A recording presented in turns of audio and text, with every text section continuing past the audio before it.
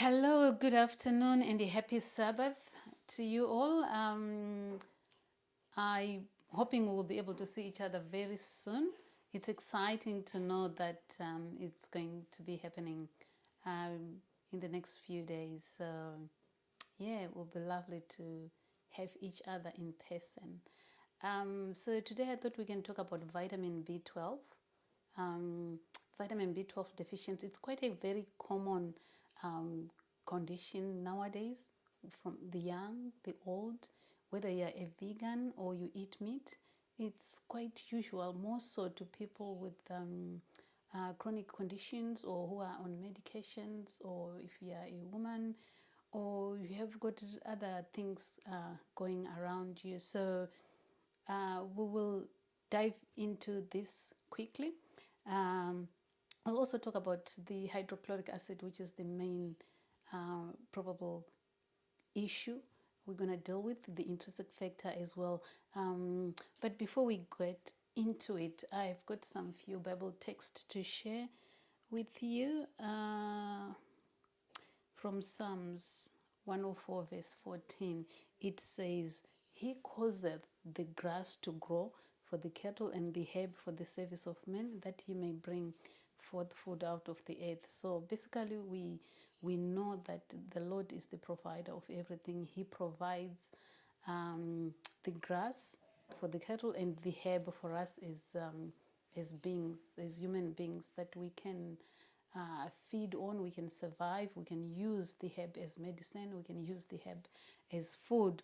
In Proverbs 14 verse 6, it says, A scorner seeketh wisdom and findeth it not, but knowledge is unto him that understandeth. So if we find the knowledge, if we understand, if we have got the knowledge, basically it's easier to have wisdom. That's how I take it. Look, Leviticus 17:11, it says, the life of the flesh is in the blood. The life of the flesh, we know if there's no blood, once blood is gone, once there is no circulation, that's it, there's no life. So the life of the flesh is in the blood. The life of us also is in the blood. And the beautiful thing is also the life Jesus Christ gave his life for us. So what is vitamin B12? What is vitamin B12? So unlike many other vitamins, vitamin B12 is a bit different from vitamin E, vitamin C, vitamin B1. It's a water-soluble vitamin.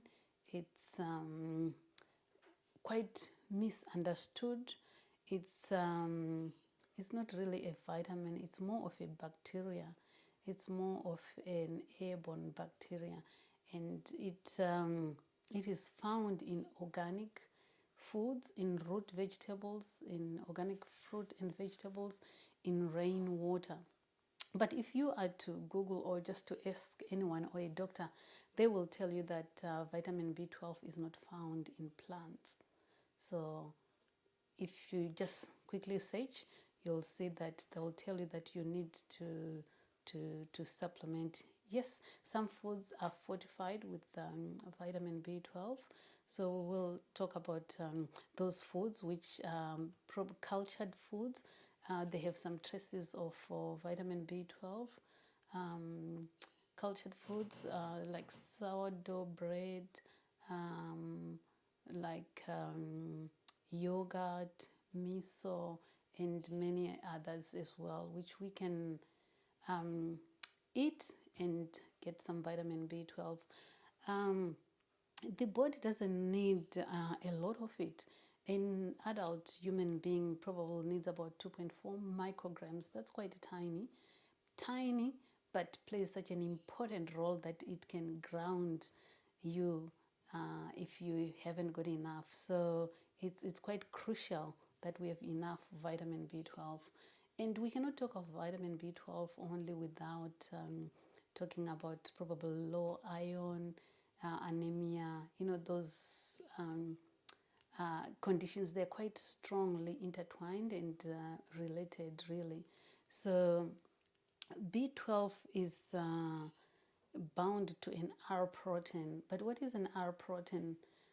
It's bound to an R protein in the food, and then I will explain what in we don't want to go much into the pathophysiology or the biochemistry part of it, but it's just the basic kind of knowledge so that we can get into it and understand what can we do, how can we maintain, or how can we have vitamin B12 that we can stay strong and healthy. So the vitamin B, the R protein, it is so the R protein is a protein which is a glycoprotein which is produced by the salivary glands of the mouth. Is primarily to protect cobalamin, which is vitamin B12, from the degradation of the stomach by producing a hypochlorine, which is a vitamin B12 complex. So, and what is hydrochloric acid? I've got a few pictures here of the hydrochloric acid. So the hydrochloric acid in the stomach, it splits the B12, the vitamin B12, and from the R protein. So that's what the hydrochloric does. It splits and it separates, or the parietal glands that line the stomach. The intrinsic factor is released, then B12 travels through to the small intestine until the ileum, where B12 and intrinsic factor unite, which allows B12 to be absorbed out of the gut into the circulation. So this system is basically also part of the liver, because we know, or it's thought to be kept or to be stored in the liver, and the body releases it when the liver releases it when the body needs it. So here is the picture I'm talking about. So this is just a basic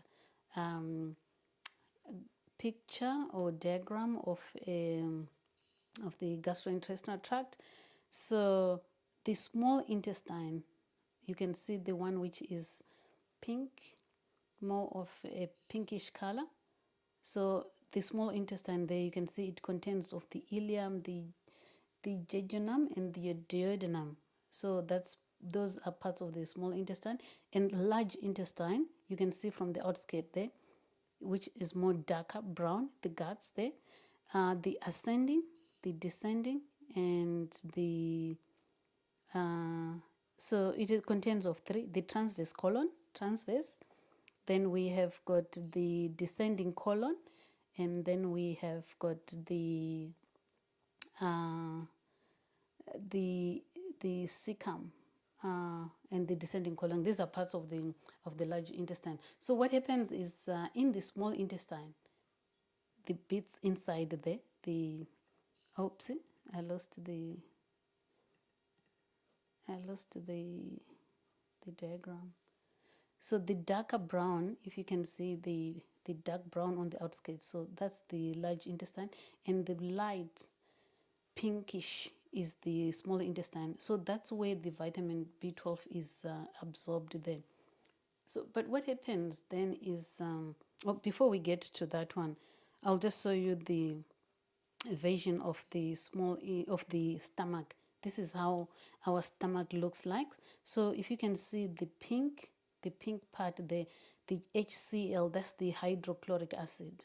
I couldn't find another term or what I can call to make us understand a bit, but I'm sure you will understand.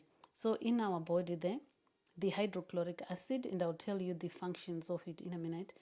The hydrochloric acid is produced in the stomach there, in the stomach lining. You can see there in the stomach lining by the parietal cells.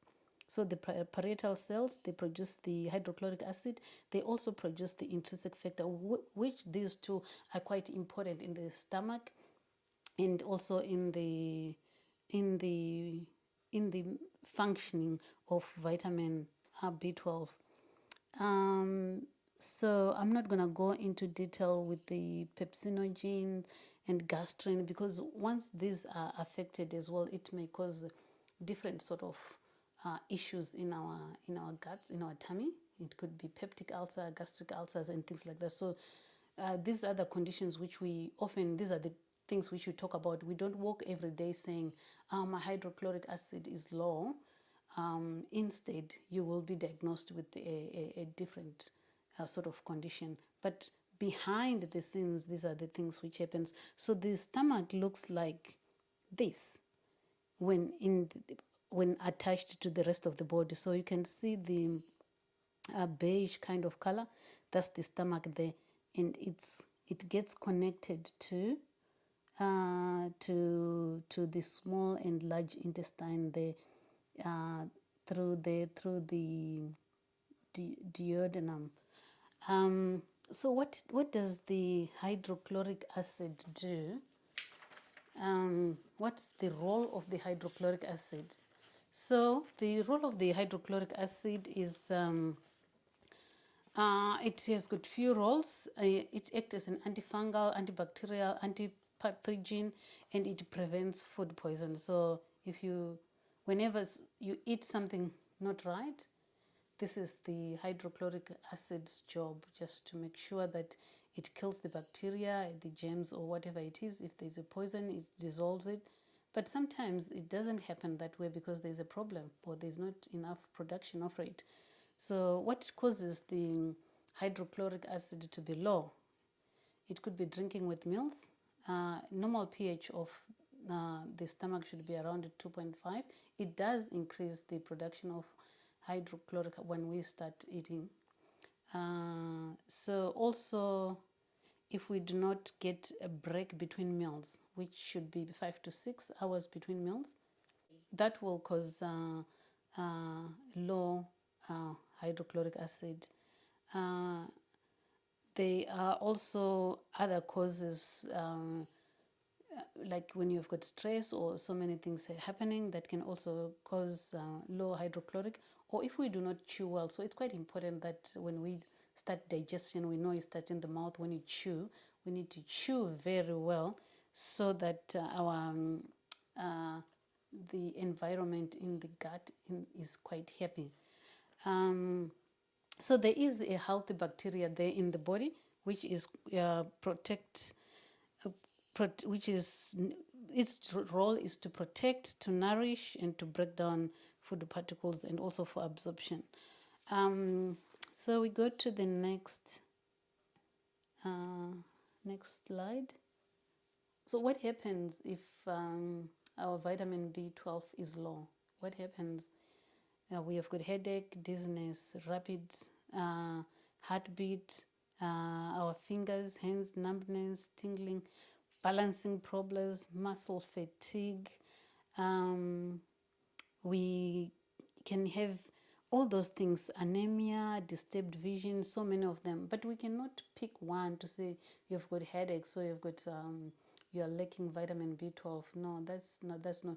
You actually need to be tested to ensure that, because it could be something else. These symptoms, they often get confused with other conditions as well. So that's why it's quite important to exclude other things as well and to get tested to ensure that you have got vitamin 12 deficiency. So what are the common causes of digestion insufficiency? What is the issue? Dietary deficiency. So dietary deficiency meaning we're eating food but without adequate nutrients. There is no nutrient value in there. So especially from the processed foods, packaged foods, and stuff like that. And it usually comprises the other cause is we have already mentioned about the low hydrochloric acid and its ability to make sufficient intrinsic factor, which is both the result of compromised digestion.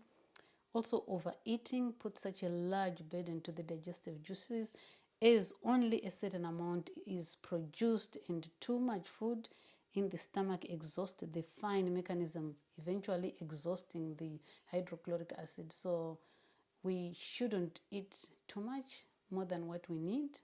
If we are full, we are full. We stop eating and we give it time. So drinking with meals continually dilutes the hydrochloric acid. So that's why it's quite important when we are eating, we don't drink at the same time. So we need to drink at least 30 minutes before we come to the table, and at least 1 to 1.5 hours after we have eaten. That's give it enough time to do its work without disruption. Anxiety and stress effectively block the production of HCl and intrinsic factor. The brain cuts production when emotions run high. So meals should be peaceful time because of this. So when it comes to eating, it's important that we, shut everything off, the TV, no provocative chats or talks during meal times. Make it a happy moment and enjoy each other as family. And it's important to eat together as well. If you are by yourself, you can practice all these things and still benefit much in keeping yourself healthy and ensuring that vitamin B12 is absorbed, because it's quite such a challenge for many to get the absorption of vitamin B12. This I can tell you from experience, because I'm walking in this journey. Dehydration inhibits as well the production of HCl and the intrinsic factors. So these enzymes are made from water. So it's quite important that we drink, lots and lots, at least 8 glasses of water, at least more than 2 liters per day if you're an adult, or if you can drink more, that's even better, to maintain enough hydration. So Devitalized Foods places a big load on the digestive juices. So devitalized foods, these are foods that have been stripped of their nutrients. I think I've mentioned earlier that these are packaged foods, these are over-processed foods and stuff like that. Absence of intrinsic factor in the stomach due to conditions like gastritis, partial gastrectomy, some surgical procedures in the tummy, like ileal resection and stuff like that. Those causes the absence of an intrinsic factor. So those are basically most of the causes of indigestion or digestion insufficiency. Our next slide, I'll just go by the slide so I don't I don't forget most of the things. I think I'm getting short of time now. So what is the solution? What should we do? We ensure our meals of food include at least 50% raw and 50% cooked. Ideal eat organic food. So this is quite practical, really.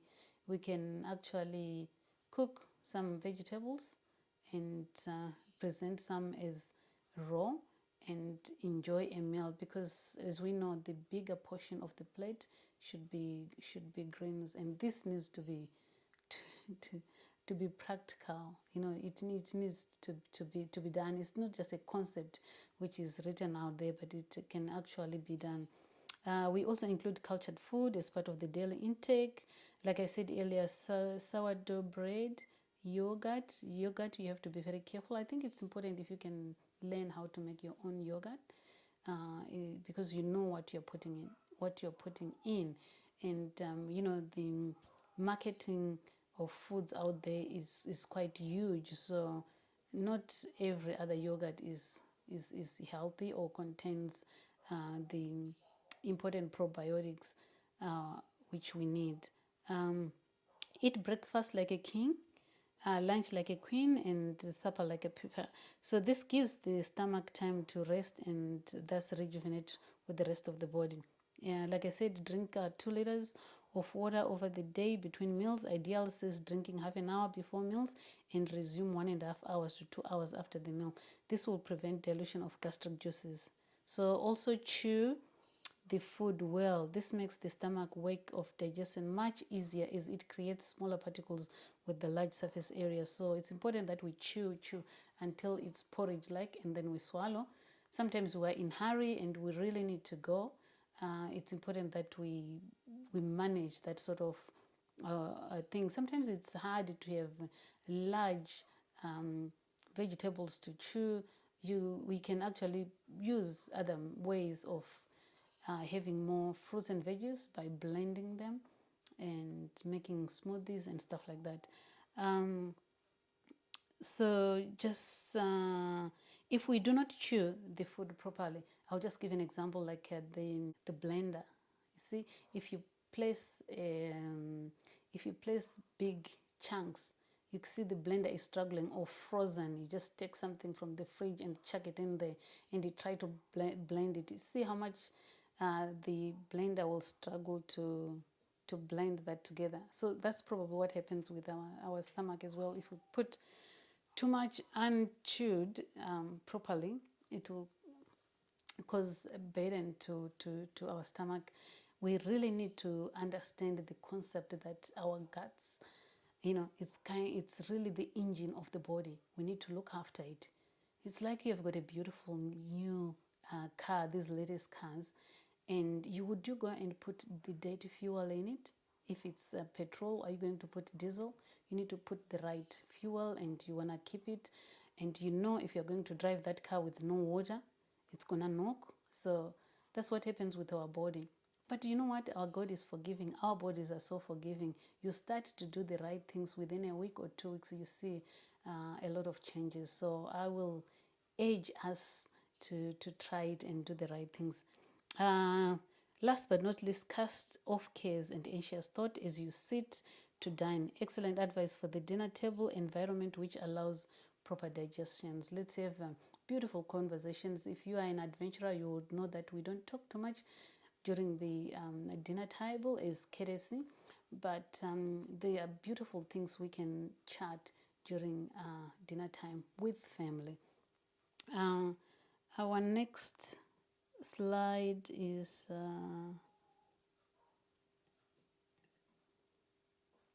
how can we boost the hydrochloric production? So how can we boost the because sometimes things do happen. It could be a disease, it could be a problem, it could be just your body is not producing enough, it could be just you're so stressed and you're failing, or you're not even realizing that you've got such much stress. So what are we going to do to boost the hydrochloric production so that it will aid in the absorption of the vitamin B12 in the small intestine? So what we need to do is the juice of a lemon can be drunk in a little hot water just before the meal, including lemon-based salad dressing can also help. So you can prepare the lemon juice and just have it just before meals. It will be really good. Lemon is naturally acidic, but in its nature is an alkaline, so it's pretty important that we do that. We can also use a 1/4 teaspoon of cayenne pepper. One of these days we'll talk about the importance of cayenne pepper. It's not a stimulant like chili, but it is quite a very important herb, I must say. We can mix this 1/4 teaspoon with 1/3 of water just before meal and drink it. You'll see wonders. We can also drink 1/3 cup of hot bitter tea just before the meal. This can include bitter herbs. We have dandelion, gentian, golden seal, ginger is the most probably popular among these ones. And yeah, this will help to give a massage to the brain to release more gastric juices before we eat. There are also some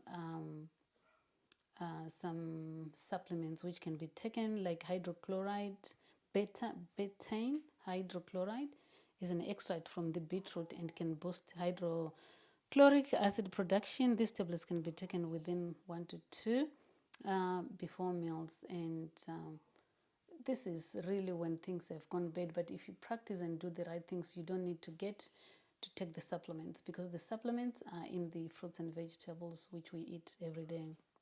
So for B12 is absorbed in the mouth by the sublingual glands under the tongue. That's bypassing the need for these enzymes. The next slide is, I just thought I will include this one. Probably this will be, I'm nearly done, to include this slide, what to buy organic and what to save money on. So Dirty Dozen, I'm sure you've heard about Dirty Dozen. So what are Dirty Dozen? Dirty Dozen is a list of fruits and vegetables with the highest level of pesticide residues. So with the highest pesticide residues. So some of them, they can have these pesticides, but do not probably cause much harm to our bodies.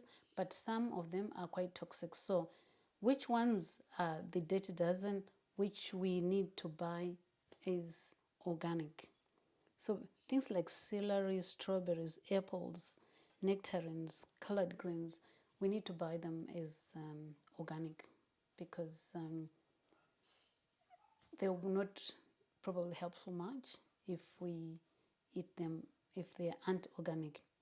And these ones, they are generally just clean, no matter how much pesticides or how the way it has been produced, the production, it doesn't matter. You can buy them anywhere, anytime, like onions, avocados, sweet corn, mangoes, pineapple. So we have got quite a chunk where we can just walk in and buy without being organic. But there are certain ones which we really need to be careful when we buy, because it's important that we buy them as organic. And we can also utilize, if you live in a unit, you can do a little bit of gardening, some herbs in the pots. If you have got a yard, you can do, you're in your backyard, obviously you can grow some vegetables, and it's quite important to do that. I think so I've got this question: what if I can't find organic, or I can't afford to buy organic? Should I avoid to eat the Dirty Dozen?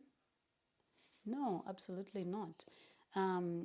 Eat your fruits and vegetables. The health benefits of a diet rich in fruits and vegetables outweighs the risk of pesticides exposure. So the more you eat fruits and vegetables, the better. So I think I'm going to talk about anemia or low iron, but I think it will take too long. So probably in the next segment we can talk about anemia and low iron. So these are basic things which we can do to ensure, just recapping, to ensure that we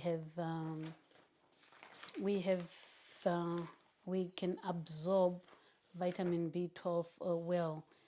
So let's not eat very late. Let's cast our anxieties to the Lord. Let's eat let's not eat every couple of hours. So let's bring that gap between meals. 6 to 8 hours will good. 2 meals a day is good enough. Let's not overeat, and let's sleep well. Above all, in closing, the 8 laws of health. So if you practice those and do those, it'll be good. Let's drink enough, let's sleep well, let's have good nutrition, and let's have enough sunshine. All those that will help us to absorb vitamin B12. Once you understand what happens around there, trust me, you'll be able to solve this mystery condition. So my reference today, I used this book called The Plant Paradox, and it's written by Stephen Gundry, and also this book, Self-Heal Design, by Barbara O'Neill. I also have used The Health and Happiness, the Counsels on Food and Diet, and also Back to Eden. So those are some of the references I've used in my presentation. So I hope you have enjoyed. If you have got any questions, let's chat and let's help each other. Thank you.